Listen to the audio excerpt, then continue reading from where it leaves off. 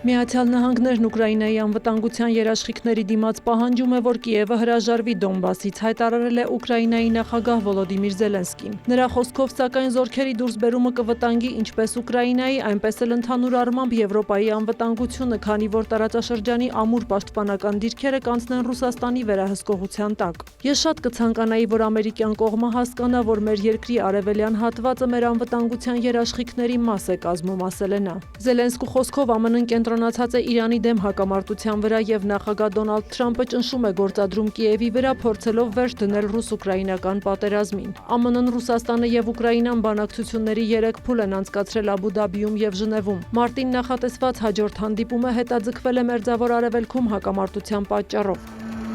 Զուգահեռ շարունակվում են փոխադարձ հարվածները։ Ռուսաստանն Ուկրաինայի ուղղությամբ ավելի քան 150 անօդաչու է արձակել։ Վնասվել են բնակելի շենքեր, կան վիրավորներ, տեղի են ունեցել էլեկտրամատակարարման խափանումներ։ Ռուսական կողմն էլ հայտնել է ուկրաինական 125 ԱԹՍ խոցելու մասին, Բրյանսկում կա 1 զոհ։ Միևնույն ժամանակ Մեծ Բրիտանիայի վարչապետը թույլատրել է, որ այսուհետ զինվորականները երկրի տարածքային ջրերում կալանեն Ռուսաստանի ստվերային նավատորմի կազմի մեջ մտնող նավերը։ Սա նշանակում է, որ պատժամիջոցների տակ գտնվող նավերը չեն կարողանա մտնել բրիտանական ջրեր, այդ թվում Լամանշի նեղուց։ Բրիտանական պատժամիջոցների ցանկում կա Ռուսաստանի ստվերային նավատորմի 544 նավ։ Իր հերթին Reuters-ը շուկայական տվյալների վերլուծության հիման վրա հաղորդում է, որ Ռուսաստանի կողմից արտերկիր նավթի մատակարարման հզորությունների 40%-ը օրական 2 միլիոն բարել ժամանակավորապես շարքից դուրս է եկել ուկրաինական հարվածների եւ ստվերային նավատորմի նավերի կալանումների պատճառով։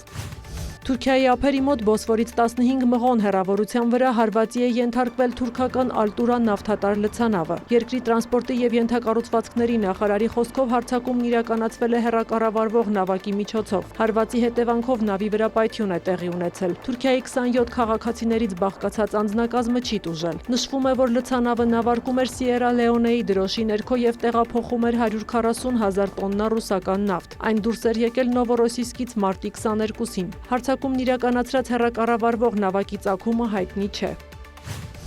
ԱՄՆ նախագահ Դոնալդ Թրամփը Պեկին կմեկնի մայիսի 14-ից 15-ը Չինաստանի նախագահ Սի Ցինպինի հետ գագաթնաժողովի։ Թրամփը պետք է Չինաստան այցելեր մարտի վերջին, սակայն այցը հետաձգվել էր Իրանի դեմ ամերիկա-իսրայելական պատերազմի պատճառով։ Ըստ Սպիտակ տան, այս տարի ավելի ուշ Վաշինգտոնում նախատեսում են հյուրընկալել Սի Ցինպինին եւ նրա տիկնոջը։ Հարցին արդյոք այցի նոր ժամկետը նշանակում է, որ Իրանի դեմ պատերազմը շուտով կավարտվի, Սպիտակ տան մամուլի քարտուղար Քերոլայն Լևիթը նշել է, որ հակամարտությունը կարող է ավարտվել նախքան նախագահի ուղևորությունը։ Իր հերթին Չինաստանի արտգործնախարարությունը հայտնել է, որ Վաշինգտոնը եւ Պեկինը շարունակում են շփումները Թրամփի այցի շուրջ։ ԱԳՆ խոսնակը նշել է, որ պետությունների ղեկավարների դիվանագիտությունն անփոխարինելի ռազմավարական եւ ուղղորդող դեր է կատարում Չինաստան-ԱՄՆ հարաբերություններում։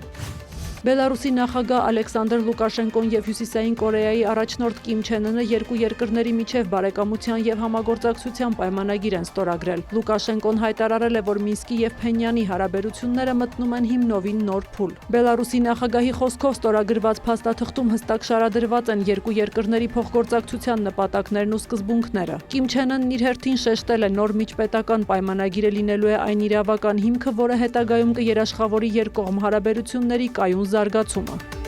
Սյուզաննա Չրաղյան, լուրեր։